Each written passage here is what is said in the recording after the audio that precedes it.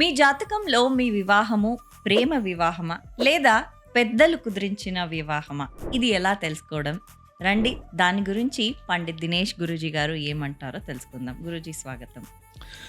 నమస్కారం సుమన్ టీవీ వీక్షకులకు. ప్రేమ వివాహమా బాధ వివాహమా తెలియదు.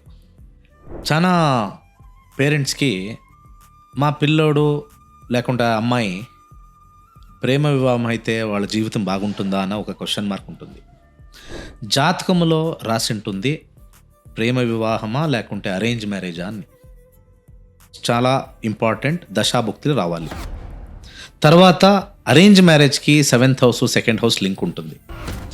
ప్రేమ వివాహం తర్వాత వాళ్ళు బాగుంటారా అన్నకే 6th హౌస్ చాలా ఇంపార్టెంట్. 6th హౌస్ వస్తే పెళ్ళి అయిన తర్వాత వెంటనే విడాకులకు వెళ్తారు.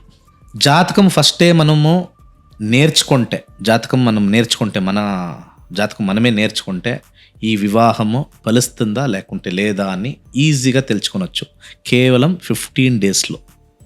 అయితే ఇంకెందుకు ఆలస్యం, వీళ్ళ ఫ్రీ క్లాస్ని జాయిన్ అవ్వండి. Child birth, marriage, relationship, business, ఇవన్నీ విషయాల గురించి మీరు ఇంకా కొన్ని విషయాలని తెలుసుకోవచ్చు.